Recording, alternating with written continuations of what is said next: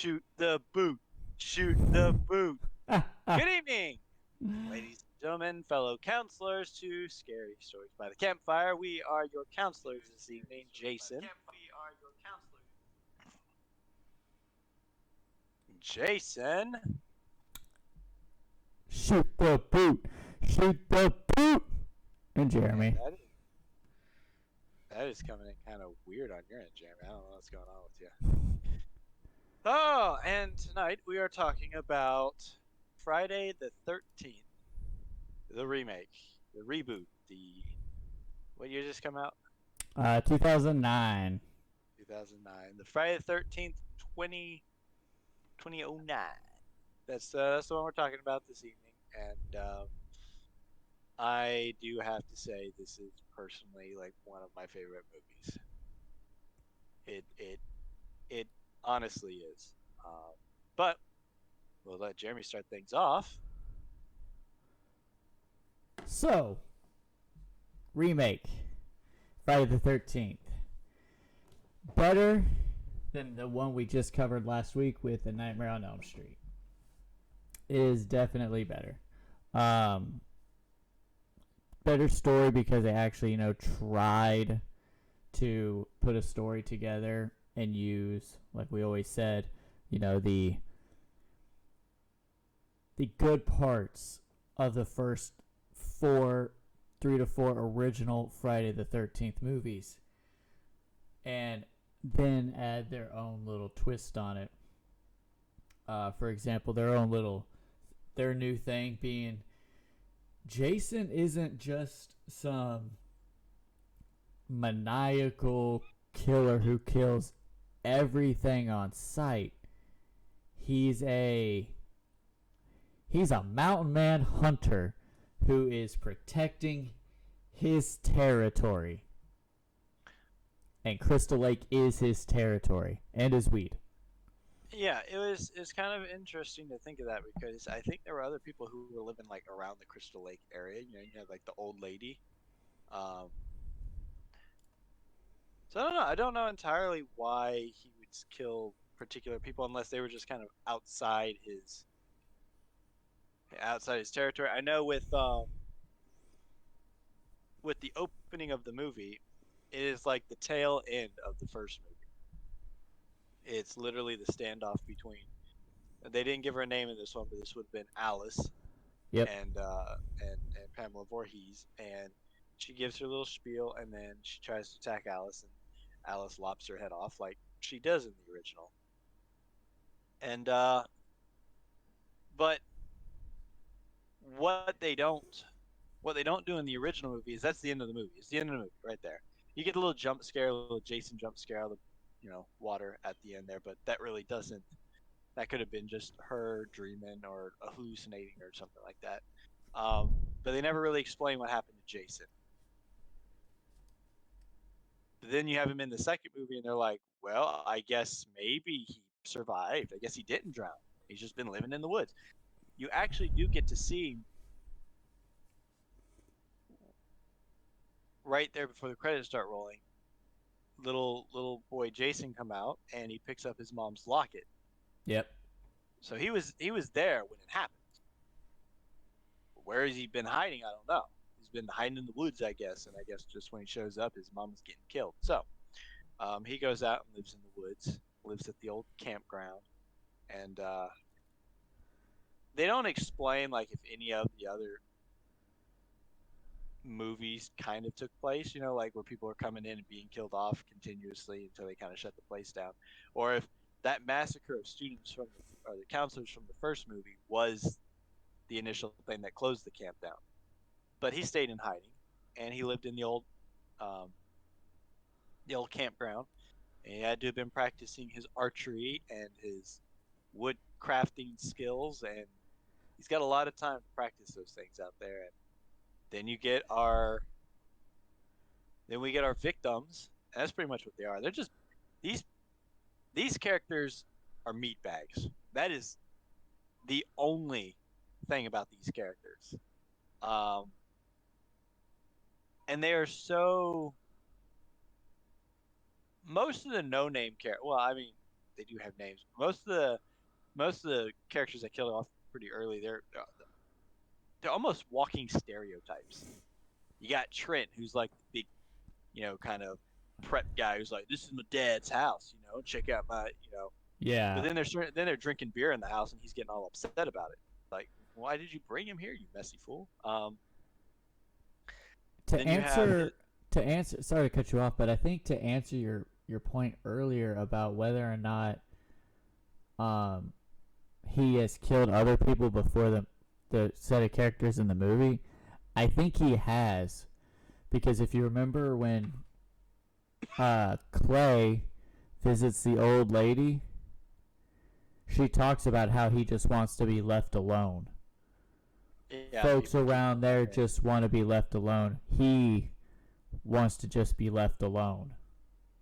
Yeah, that makes sense. There's probably people, including our cold open kills, um, that takes what that was like 15 minutes of the movie right there before we even got a title card, Yeah. and he went and butchered all them people. So, and the way he butchers them, it's definitely something that he's done before. It's not something that he's, oh, this is my first time. This is fun. No, he's done it before, and I think what I like most about this movie is the overall brutality, because in the first movie, in the original Friday the 13th, there wasn't. I don't think there's like a whole lot of on-screen deaths. I mean, there was like the infamous Kevin Bacon scene where he gets the arrow shoved through the neck.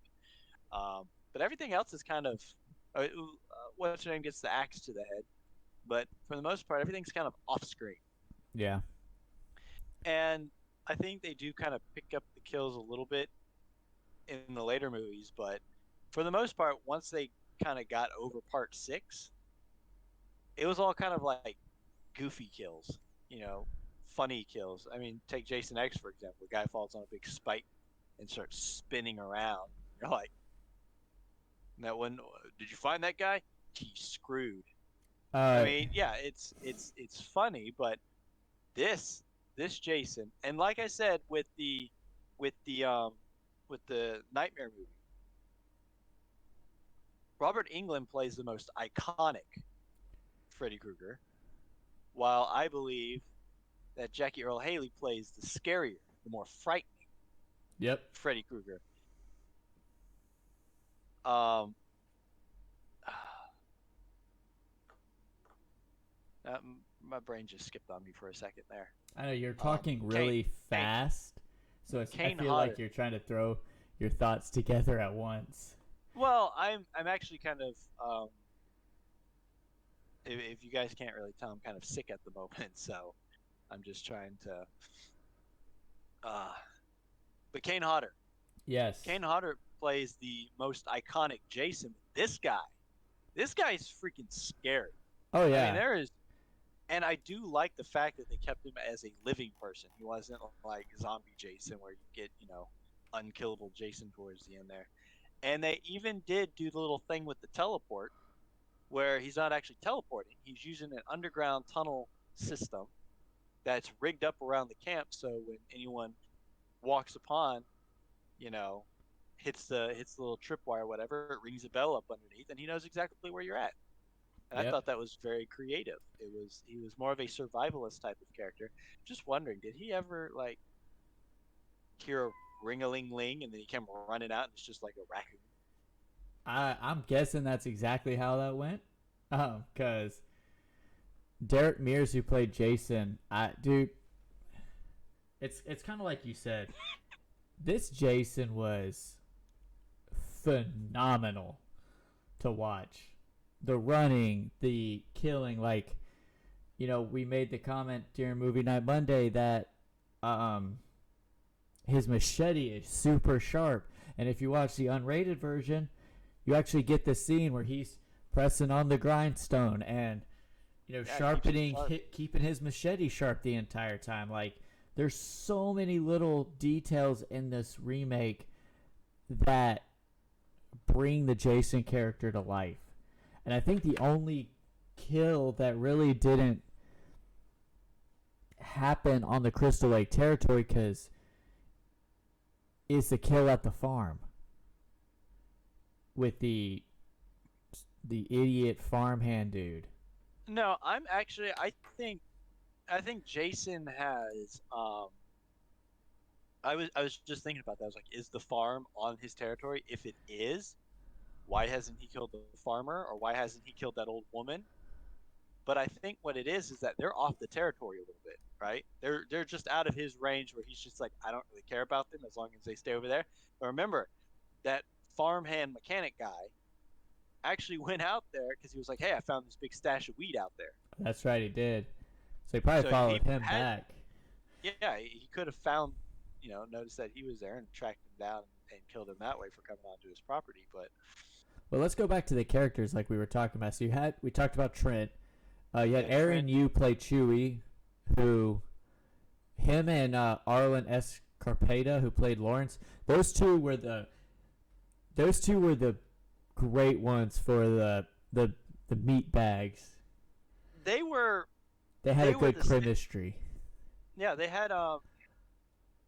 they were there's nothing real special about the characters in general. There's nothing like, I mean, Chewie's just this goofy, loud, drunk. I mean, I think half the time he was drinking, you Yep. know. Um, but they do have a sense of charm to them that Trent doesn't bring. He doesn't. The guy who Trent doesn't bring the guy Travis Van Winkle who plays Trent doesn't have charm with him in any movie he plays in. Between this, Transformers when he played Trent again. Um, it's the same universe, Jeremy. So Optimus Prime and Jason Voorhees live in the same universe. he also In this, played in. this year. I know it's not a horror movie, but the comedy Accepted with Justin Long. He played Hoyt Ambrose. Was he? He was in that one. Yeah, he plays the main antagonist from the other school. Oh, it's Hoyt. been so long since that, but he just has. I mean, I'm not saying that he's a bad actor. He can just really bring a terrible character to life. Okay, I don't know if this is just like what he likes to play. He's like a total sweetheart, in real life. He's like the nicest guy ever, but he's just like, this is where I get to play like just complete Tool. jerks, and I love it. I love playing those guys. So, it could be that type of thing, but um, yeah, his big stereotype is that he's just a preppy tool is what he is. And you Nolan had and Chelsea. that was the boat couple, wasn't it? Yes. Yeah, they didn't have anything going for them. They were just meat bags. That's the problem. Woo! Yeah, What did that's the Trent? problem. What do you think Trent meant by saying "Don't take the boat"? That I would take the boat. Yeah, I mean, that was like his one main line. Besides that, he was wearing those 2009, baggy pants with the flip flops. Aye, aye, Captain. Yeah, but he was just kind of there, and his girlfriend was kind of there, and then So, fun fact about her: she had a week to learn how to wakeboard. wow, at least they taught her so she could do it. She said it was worse having to do it topless, but she had 1 week to learn. I think she was actually. I think they had said that she wasn't actually going to do it topless, but then when she decided to actually go for it, she actually enjoyed it a little bit more. She was like, "Wow, it's not actually that bad," but that's. I will I, say, there's room. I don't know how true it is, but I read one thing that said that Michael Bay, who produced it, actually walked out of the premiere because there was so much sex in the movie. what do you think he was getting? It's a Friday the 13th movie. And that was the thing about this. There was a lot of gratuitous sex scenes in this movie. Yeah, I mean there was a lot of boobies in this movie, and that's the thing with these Friday movies is that you're gonna get boobies. Now this is a more modern movie, so they do them like in the beginning, they do them kind of halfway through, they do them at the end of the movie, and um, but that's the thing with these Friday movies. That's the reason that he's killing because the counselors were too busy, off having sex that led to his quote unquote demise. So it has to be there. It has to be a staple. So if you're sitting there watching a Friday the 13th movie and there's no sex involved, What movie are you watching?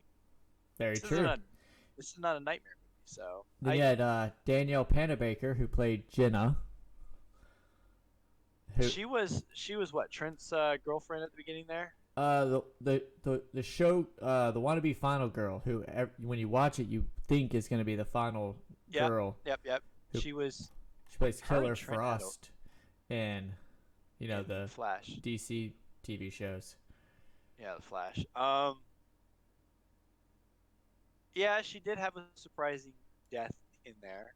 You're looking at it expecting her to be the final girl, but you can only have one, And and it's it's kind of abrupt too. It's just kind of like comes out of nowhere. So, with her, that her, huh? I was gonna say that final showgirl was Whitney Miller, played Yeah, by Amanda Wrighty. who survived the beginning of the movie because she looked reminiscent to a young Pamela Voorhees, according to the locket, and her brother Clay, who is kind of a mix between Oh yeah, my boy Jared Padalecki.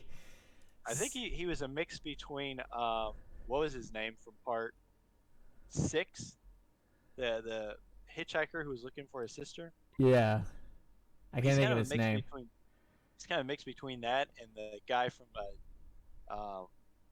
Jason Goes to Hell, the bounty hunter. Duke. Yeah, he's kind of there to. I think he plays more on the part 6 Jason or hitchhiker guy, except he didn't give out the infamous line, "He's killing me! He's killing me! Run! He's killing me!" No, but he got his face bashed in, thrown around a barn a couple times. He Yeah, he took a beating. we were in the midst of Supernatural, so he gets to stay off the death card. No one's killing him off right now. Which another fun fact for you. And I just read this. My Bloody Valentine's remake came out the same year this did. Which we will get to. So while Supernatural was on there, one of their breaks for the season end, Jared Padalecki was filming this, and Jensen Ackles was filming My Bloody Valentine. And both of the movies are actually pretty good. The remakes for both of these were actually pretty good. I do think this one. Actually, I think the writer for this movie worked on that one too. I think.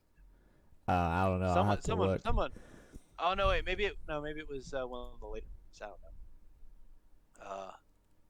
But the probably the harshest deaths in this movie was probably, was it Ginny? You talk about the girl at the beginning? No. Oh no, that was pretty brutal too. I know, like because we saw it in Amanda. theaters. Amanda was the one in the sleeping bag. Sleeping bag. Yeah, that was a whole new take on a sleeping bag death. That is one. That's what I was talking about this movie. It is brutal beyond all belief, and that is a good thing, because when you start shying away from on-screen deaths and stuff like in the older movies, it takes kind of the fear out of it. You're like, oh, he just kind of stabbed him and he's gone now. But Ravenfire put in the quote in the comments for Jared Padalecki. Raven, she went, Samuel. This is I said this during movie time, but this was an episode of Supernatural when Dean was dead or something, or he was away. This was when he was in hell. He's going undercover as this guy called Clay. That's his secret identity for this one, and it's a good movie. Funny that no matter what, if you see these two actors in anything, we always just go back to the Supernatural. It's always Supernatural, but I know the deaths were pretty brutal. The one guy got his leg stuck in the bear trap and pretty much flayed it down to the bone. Oh yeah, that was Mike. What was that? His name is Mike, played by Nick Minill. Oh. Yeah. I mean, kind of the weakest kill was. Actually, now that I'm thinking about it, it's not really. Huh? Donnie at the beginning, the very first one, Kyle Davis. The dude with the glasses. I mean, yeah, I guess you could say it was weak, but here's the thing: they did it off screen. Yes, that's probably the cheap way to go, Oh but no, you it do was get to see Wade. kind of like Wade, sorry. Wade, Wade. You do get to see like when Mike finds him in the woods, he's got like half his, you know, ear, or he's got his ear cut off, and part of his head's kind of sliced open. So you do get to see an after effect, and that's um, pretty good. But I say between the bear trap, the being trapped in the being I hear being baby. trapped in, yeah, Bebe's being loud. Bebe's being loud. Hush, Bebe. Bebe's It being wasn't. petted. It wasn't. His name wasn't Mike. Mike was the boyfriend to Oh yeah, the he's redhead. the one He's the who one got who. he's the one who got floor is lava. Yeah, and then Trimmer Graboid through the floor. Yeah. I'm gonna always consider that the Hudson, Jeremy. I'm sorry. When the aliens spring out the bottom, grab him. Yeah, he got like stabbed in the foot and the hand with that sharp machete, and but even those characters weren't entirely developed. You had Wade and Mike out there looking for the weed so they could sell it. Mm-hmm. Mike was in his relationship with his girlfriend, I guess, and they were just too busy wanting to have sex. And then the boyfriend took Whitney. My brain's all a mess right now. Whitney was the sister, right? Yeah, Whitney. Yeah, they went out to the woods, and he was trying to like. He seemed a little bit more chillax, but you could tell he was definitely trying to get in. And So, fun fact: going through the if you'll, and I didn't catch this, and honestly, you probably wouldn't unless you're looking. But in the tunnels that Jason is in, up underneath, there's apparently a wheelchair to pay homage to Mark from the second movie. And then there's a sweater that looks like the original Mrs. Voorhees sweater from the first Friday the 13th. And there's also a I'm pretty sure. bicycle that looks like Ralphie's bicycle. Some fun little facts. I know we watched the theatrical cut, and I know here at my place I've got I guess they call it the killer cut. It's like the extended edition. It's got like all the deleted scenes and stuff in it. And I do think a lot of this movie could have used some of those extra scenes in there.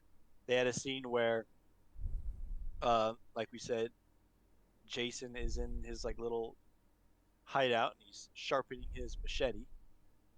There's actually a scene where Whitney escapes, and she makes it almost all the way to the cabin where they're all staying at, and he kind of scoops her up at the tree line and drags her back. Yep. That's Um, also part of the scene where he's one of the deleted scenes where sure. he's sharpening the machete. So Yeah. here's a good one. There was supposed to be a release of a follow-up movie set for release October 13th of 2017, but in February of that year was announced to have been pulled and scrapped. So Paramount could move forward with Darren Aronofsky's horror film Mother, Huh. which fit without the box office. I didn't watch Mother. I haven't seen Mother. Um, I think another reason this thing the sequel got canned was probably due to the lawsuits that were going on at the time. There was if you are a Friday the 13th fan, you know of the lawsuits. Yep. You know of all the lawsuits, and that's what stopped any sort of advancement on the game that came out, which is still a pretty fun game, but it's kind of buggy now. But um,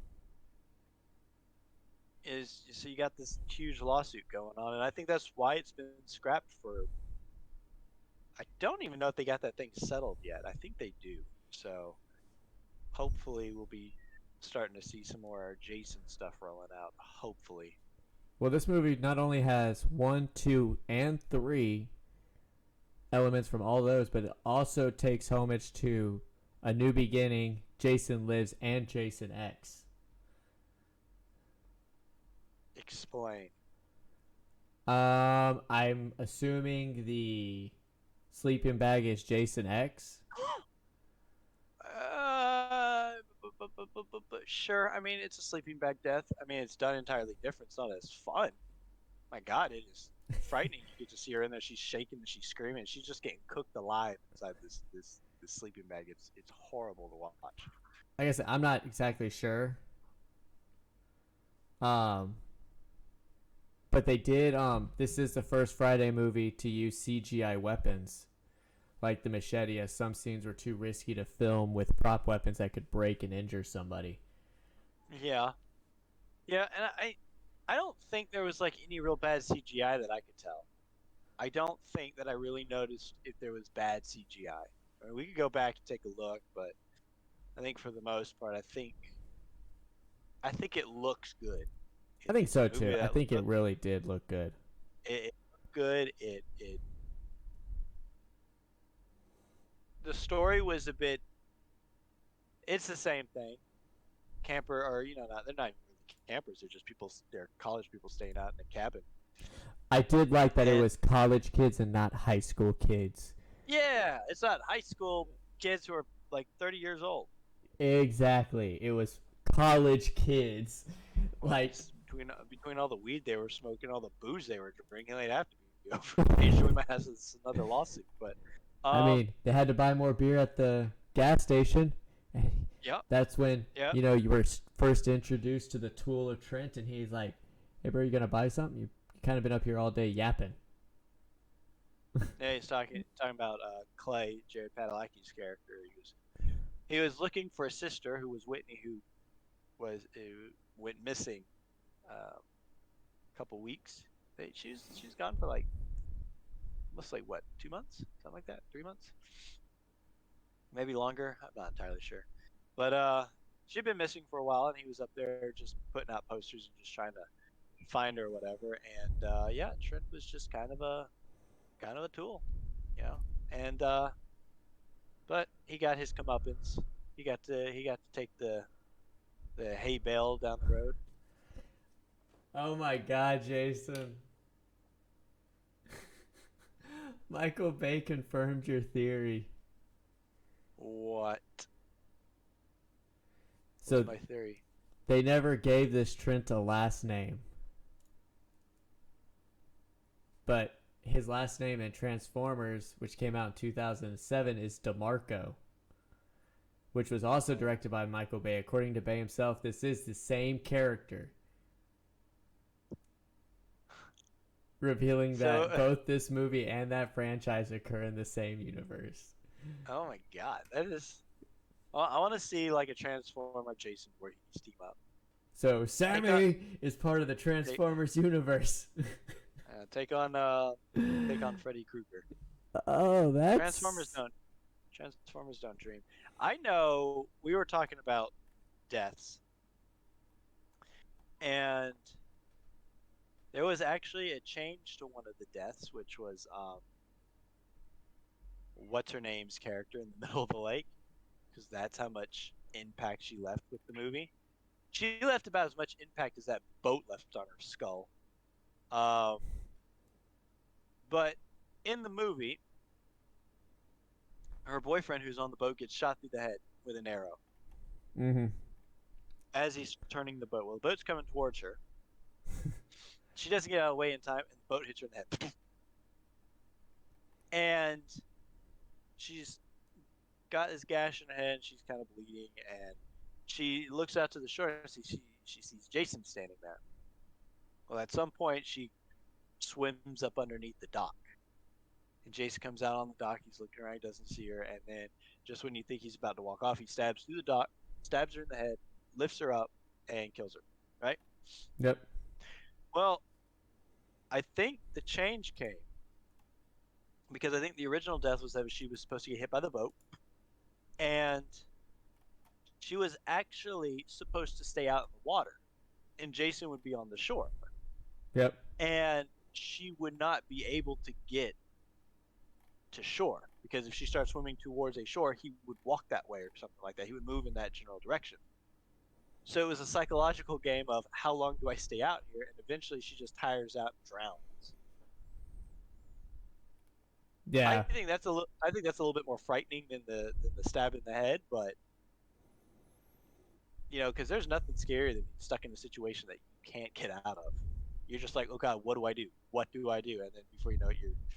But her death was kind of eh. The arrow to the head was pretty good. I mean, I'm not saying it. It's a character I didn't care for, so it didn't really go like, oh my god, he's dead. But It was just kind of unexpected. the suddenness of it. He's just like turns to say, he's like, ah, and you just get this arrow through like the forehead. I'm like, that's a good kill. I Uh, think the one that kind of hits the hardest was probably Chewie because he was just kind of a oh, likable character, yep, and his was hard to watch. yep. His was like he's in this woodshed. For all of you who don't know, he was in this woodshed, not this woodshed, his tool shed. Yeah, He broke full one of of liquor. Trent's. Yeah, he broke one of Trent's daddy's chairs. So Trent was like, "Get out there and you gotta fix it." He's like, "Okay, I'll fix it. I know how to fix things." Goes out there and he's goofing around like he does. He's out there. He finds some whiskey or scotch or something. He Laguvalant. starts, yeah, he starts just drinking it down. He finds a hockey stick, knocks a Yep. light out. Well, Jason comes in on him, and they have this struggle. And he slams Chewie up against the wall, up on this tool wall or whatever. And I think Chewie's sitting on like a desk or something. He's up on top of like a counter or something. He's sitting up in like Jason's like waist level or whatever. And he's got and he reaches back, he grabs a screwdriver, he goes stab Jason with a screwdriver. And when he goes to stab, Jason catches his hand, he flips it around, and then they have that struggle where he's trying not to stab himself. But Jason just kind of gets it in there, and you get to see it. It's like close up shot. It's like the screwdriver head going into the neck, coming up, and he's just like slowly pressing it in, and he's just gurgling spit and blood. He's just, you know, and then he just dies. Yep. And actually, I think behind the scenes wise, um, Aaron Yu, Yeah. right? That's his name. He actually had a lot of fun with that because he was like, the stuff that he was supposed to be coughing up, he was like, hey, I guess can I like swallow this? They're like, yeah, I guess it's just kind of like whatever, you can kind of do that. He's like, yeah, cool. And I guess he was getting it where it was coming back up kind of through his nose, and he was just he was like actually like kind of choking on it, but that was him just doing it for funsies. So um, Well, they that said Derek Mears almost didn't get cast as Jason because he was a really nice guy in reality. They a were really reluctant. nice guy in reality, that is by far one of the worst things that can be said about an actor because I mean It just seems look at like like Jeff. it seems like every Jason Voorhees though that we have talked about, they're all really nice guys in reality. Yeah, I mean that's a lot of actors. You could have characters like um like Jeffrey Dean Morgan, right? He plays Negan on The Walking Dead. He played the comedian in The Watchmen. He plays a lot Papa of like really, Winchester. yeah, Papa Winchester. He plays a lot of kind of like bad guy-ish kind of characters. But from what I understand, he's just a great guy to be around. So you can't just go, "Wow, you're a nice guy. You shouldn't play a killer," because sometimes the nice guys make the scariest killers, especially with his movements. Oh my god, the way he, That was excuse me, a the that way was a the Derek way he, Mears thing. what the throwing of the axe thing. Well, just the all of the hunter style movements that he did. That was the Jason that Derek wanted to bring to the table, and it was his idea to kind of add this mountain man hunter style to it. Yeah, it was definitely different than the other Jasons, and I do like when he set up the He's camp. more human, like you said at the beginning. Yeah, he's definitely more human. Even the Jasons from the original movies, like 2, 3, and 4, he's a human character, but he doesn't feel human. He just shot some kid in the head with a crossbow or whatever, and then he just kind of saunters off the dock like, "Well, I'm done for the day." I That's remember. just not very human to me. This guy, you know, when he killed that cop, Oh yeah, He he dropped down from the roof, dropped down behind the cop, and when the cop turned around, he just stabbed him in the eye with the fire poker. through the And door. That it kind yeah, of also brings to Lawrence's death where he like hit him in the back and left him out there as bait to try to lure someone else to come out and help him. And yeah, when they didn't, he just kind of picks him up and just drops him on his back with the axe through his back. yeah. He kind of like just yeah, he pretty much just because Lawrence is lying there on his stomach on this wood pile because Jason just heaved an axe into his back. That's what we were talking about. The scary part is he didn't even stop. He's like running out of the tool shed, and Lawrence is heading up a hill, and he just reaches over, snatches up an axe, takes 2 steps, and whack, throws it. Both hands, just whoosh Look, overhand, and that looks thing, like he's been going to the axe throwing range. yeah. And he hits him in the back, drops him down on this wood pile. Lawrence is out there crying, "Someone help me, guys, go, someone help me!" Clay was like, "You can't go out there. He's trying to lure you out there. That's what he wants." And when he didn't get anyone, picked Lawrence up, flipped him around, kind of body slammed him on the ground, and the axe head actually went through his chest. So this is the brutality that I was talking about. It is a very brutal movie if you're very squeamish on these types of things. Which I think is what a Friday the 13th movie should be. I mean, he So, did so. with that though, scale of 1 to 10, This Jason, this movie. this movie, this movie for me is this movie for me is an 8. Ooh, why? Just because it's everything that I want a Friday the 13th movie to be. Your second What highest. is it? The second highest? What did I get? The first highest? You gave part 6 a 9.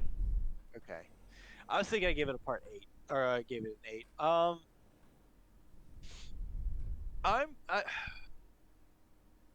Yeah, I'm gonna stick with an 8. I was gonna tie it up with part 6 because I think both of those actually have the better parts. Like the way they did part 6 was funny. They were able to perfectly combine the humor, the action, and the character itself, and they even had relatively likable characters. This movie probably dips a little bit because of the characters, because a lot of the characters, talking, uh, that one girl Trent hooked up with, who Bree. apparently, who apparently didn't care. She's sleeping with Trent. Uh, Jenny comes back and she's like, "Hey, there's a killer outside." And Trent's just like, "Go away, we're in here. Me and Bree are in here." She's like, "Oh, okay, guys, you guys can come out now because they're in there having sex and no one cares. No one's like, "Hey, are you cheating on me?" Yeah, it's nothing like that. No, So the this one killer dips comes down, first. huh? Killer goes first. Yeah. So that's probably why it dips down. But the rest of the cast, I'm talking like Chewie, Lawrence, of course, Pedalaki, Yeah. Jenny. They really do make up the bulk of it afterwards. It's bearable with them. If they were all like Trent and Bree and the couple out on the boat, this movie would be like a 7. But the Jason's a strong lead. Half the cast is pretty solid. The violence and the practical effects on how they kill people, just phenomenal. And it's like the polar opposite of what 6 is. It is a dark, gritty, nasty movie, and I like it for that. I give it an 8.5. Um, You're gonna outsource me 8.5. because of the Jason and the few lead characters take the cake. Because the final girl is not some dimwit who just runs around. What I liked was that when it came towards the end of the movie, when they came back to the house, like when her and Padalecki came back, she changed clothes because she knew she was going to have to run more. And she's like, "Oh, let me get out of these flip-flops and miniskirt and put on some pants and tennis shoes." It didn't really help her. She still died. But She went and got changed. yeah, I didn't even notice that. before she caught Trent and before she went banging on the door, she like changed her clothes. Huh. And I'm like, well, that's a little detail that actually kind of works. Okay. Yeah. Yes, if you could get chased by Kelly, you better put on something that you can run in. Because, she got the first time when she's out there with them looking for his sister and they first see Jason where he turns the lights on all that, they run from her. But when they, like I said, when they get back to the cabin, she changes clothes. And I'm like, well, that's okay. Sure. We'll go with that. But Mountain Man Hunter Jason, Jared Padalecki, the final showgirl, like it all just works. You had your meat bags that they didn't need to put too much time to get us invested in, but I think they put the right amount of time into the characters they wanted us to be invested in.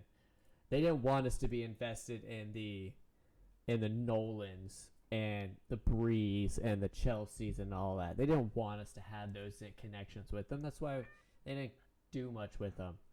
But they put a lot of emphasis in getting us to connect with these characters, like why Clay is there. You had the scene where the cop stops Clay and he's like, we've looked all over for your sister. We've done this and we've done that. Maybe you should look somewhere else. And he's just like, no, my sister's here. You don't know. I was the one who left. She didn't. You get invested in these characters, and I think that's really what drives it home for me. And kind of puts it just above all the others, but just below 6, because I gave 6 a 9 as well.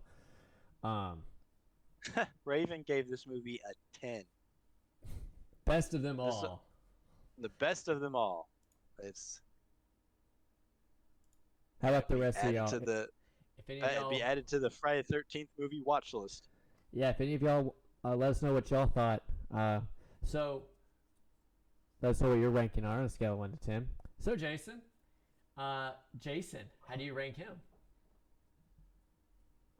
The man himself. I'm gonna give him I'm gonna give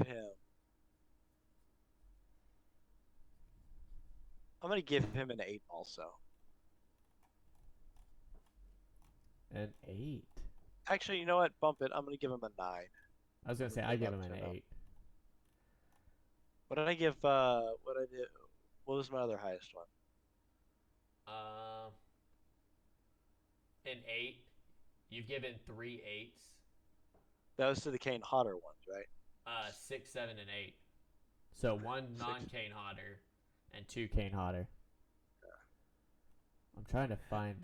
Oh, yeah. It's really hard to kind of compare this to the rest of them, but I do give this one a 9. I think he is by far the. It comes down to not only recognize. It doesn't just come down to being able to recognize him, but also comes down to how scary he is. I mean, when you're watching like part 6, you're kind of rooting for Jason in that one. You're just like, oh yeah, like there's Jason there. He's gonna kill these people. This is really cool, In this one, you almost don't want to root for him because he's just out there murdering these people in the most bloodiest of ways possible. So And that's what's scary about it. exactly. That's what I was gonna get to. That's why I give him an 8 for it. But can you tell me how many different Jason actors we have had across every movie? We're not counting like little children Jason, right? Because No. 4 of those in like It takes Manhattan. Manhattan. No Like baby Jasons. No cowering beneath a let's see. waterfall baby Jason like in Freddy vs. Jason. 2, 3, 4, 5, 6, 7, 8, 9, 10.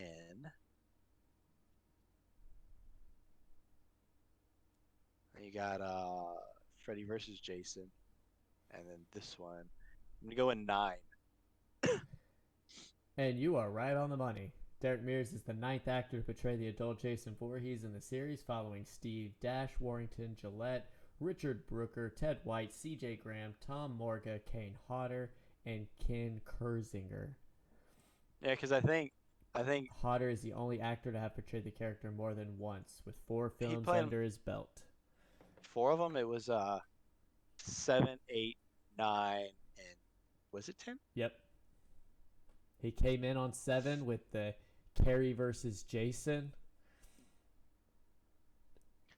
and made his way through. Yeah, so like I said, Kane Hodder is the iconic Jason, is the one everyone's going to kind of recognize.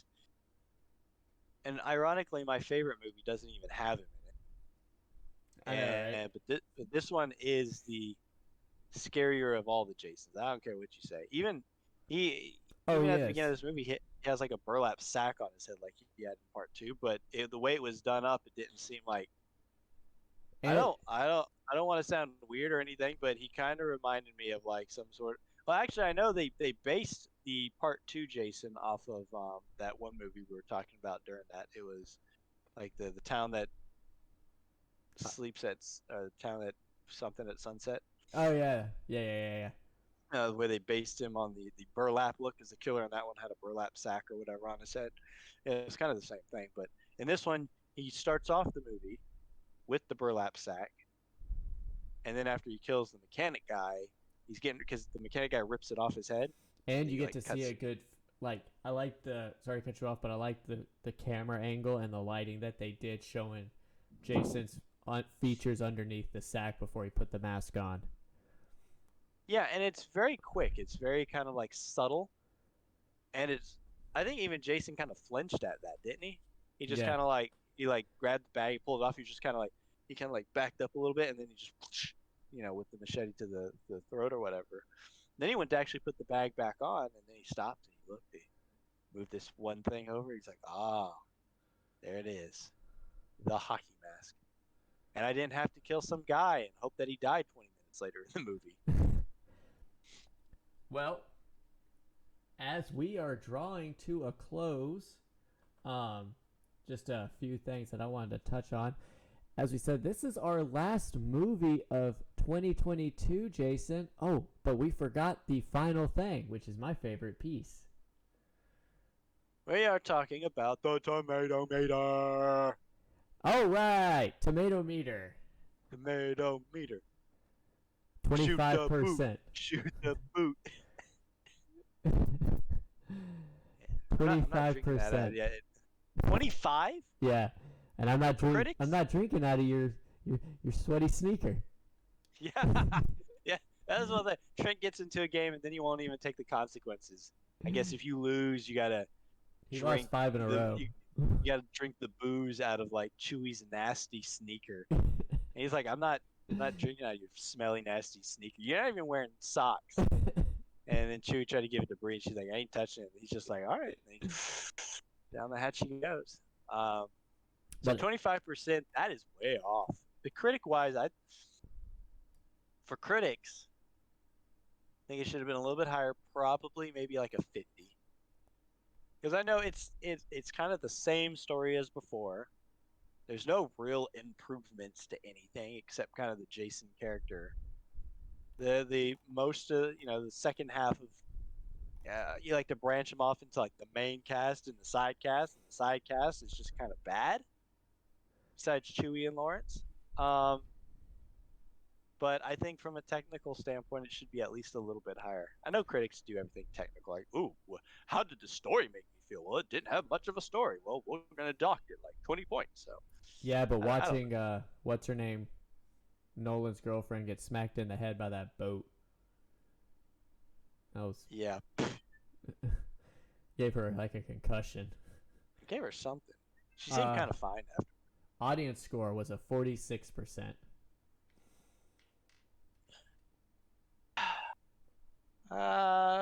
This one came out before or after Nightmare? Before, because Came out before Nightmare. Nightmare Okay, so was the I can, project that killed the remake for Platinum Dune. yeah, because Platinum Dunes did Texas Chainsaw, they did this, And then and they they did did Nightmare. Nightmare. Did they do The Hills Have Ice? Was that their remake or? I don't know, but we'll find that out later. Um, but yeah, so I think it should be a 50 on both sides at minimum. I think on the fan side, it should at least be like maybe a 65 because a lot of the stuff was really well done. They just may have been like, this isn't my Jason.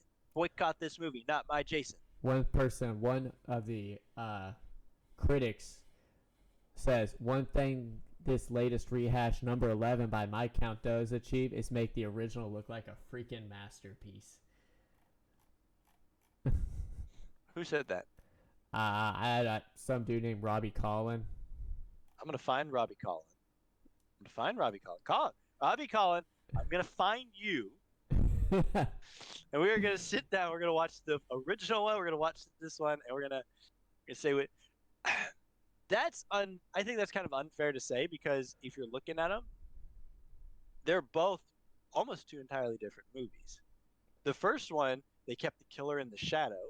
You never got to see who the killer was, so it was kind of a guessing game of, ooh, who's going to get it? Who's going to get it? Who's going to get it?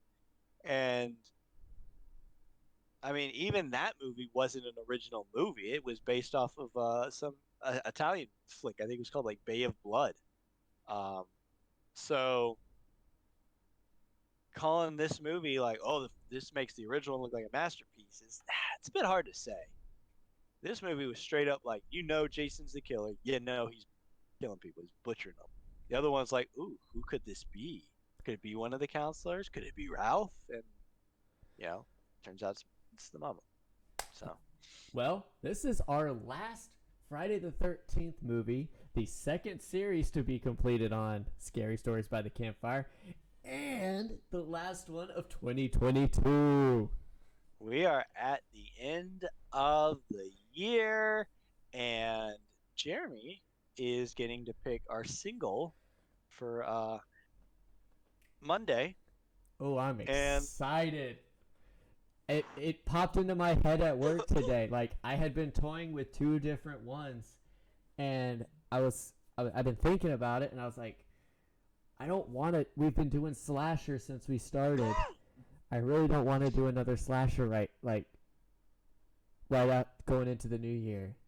So I picked something a little different. something a little bit different, and I'm gonna save that for right before I switch over to the trailer. But I just personally wanted to say thank you to everybody who has been listening to the podcast throughout this entire year so far that has helped us grow it. Now we're talking about you people all over the world. Looking at you, you little. Wait, what was it? We went in Australia. I was about to say, there's somebody in Queensland, Australia, who has been listening to the last 8 episodes every week. I don't know who you are, little Queensland Australian person, but thank you. Shout out to you.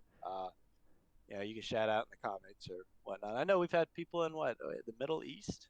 We've had so many different places pop in and listen to an episode, and we just can't say thank you enough. Like, we started this thing back in August of this year as just a way for me and Jason to kind of express our opinions, and like we said in our pilot episode, our opinions, our likes, our dislikes, and our love for this growing genre that to this day is still putting out movies that, even if it's the same thing, we all know how a slasher flick goes, there's still new stuff that they're introducing into them. All the subgenres of horror, everything that horror encapsulates. But I personally can't say thank you enough.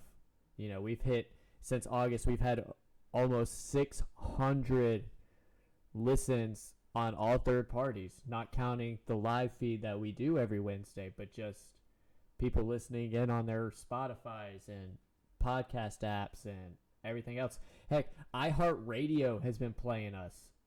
We have 30 or 40 to 50 of those just through iHeartRadio. So from me personally, I can't say thank you enough. Yeah, and you're gonna see us on here. We're gonna. That's the great thing about this is that we're gonna be opinionated. Me and Jeremy tend to kind of run a fine line when it comes to these kinds of things, and we may agree a lot of the times. We may, but we're gonna find that one movie where I'm like, this is the best movie ever. And Jeremy's like, this movie's garbage. We're gonna find that movie. I'm waiting for it. Actually, I thought of a single movie I was gonna do, but then I realized it had a prequel to it, so that might be part of the series then that I'll be Well, I setting already up.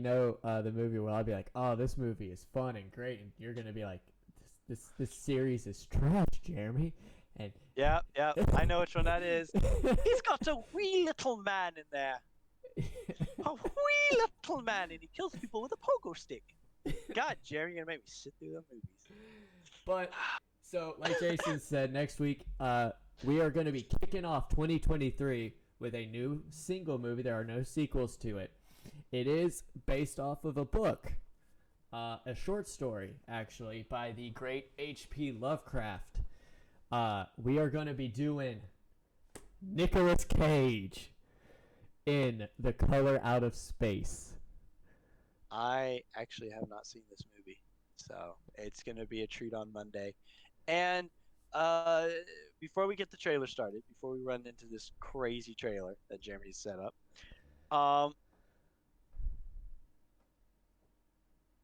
probably discuss it with you, Jeremy. But I know people have been saying like the long-running series. We're doing like 13 movies, one right after the other, one right after the other. If anyone out there thinks we need to just kind of shake it up a bit, just let us know because it does get a bit tedious sometimes. I feel like. I mean, we blew through Nightmare and we blew through, you know, um, Friday the 13th, but how many movies does Texas Chainsaw have? How many movies does Leprechaun have? Yeah. So these are just things, we're open to everyone's ideas and whatnot, but it's something just to think about. So, but Jeremy, hit that beautiful bean footage. All right, y'all. We'll see y'all next week, next Wednesday, same time, same campfire, as we talk about The Color Out of Space. And don't forget, Movie Night Monday. We'll be watching it. Y'all enjoy, y'all stay safe, and we will see y'all in 2023.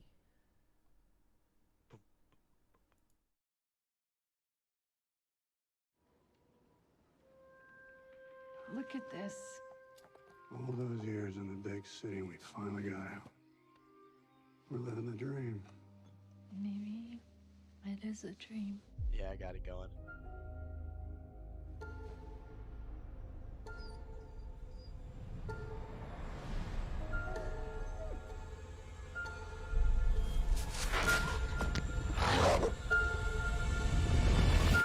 Then everything just blew up. Big flash, like a pink light. Or actually, I don't even know what color it was. It wasn't like any color I'd ever seen before. Looks like a meteorite. You mean it's radioactive? I mean, it's from space, right? Meteorites are generally no more dangerous than ordinary rocks. How can something that big just disappear? Did you plant those? No. Ward, you come here for a sec. Oh, God. What are you doing? Shh. It's talking to me. Who's talking to you? A man in the well.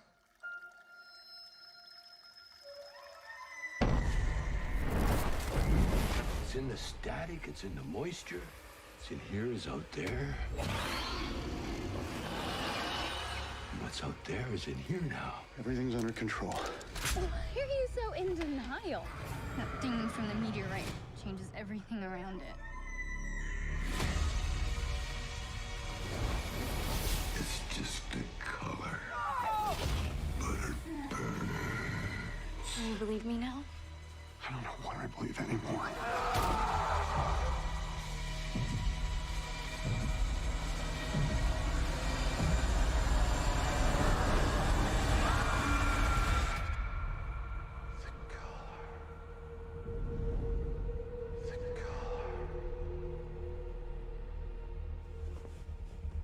Everything's gonna be A-okay.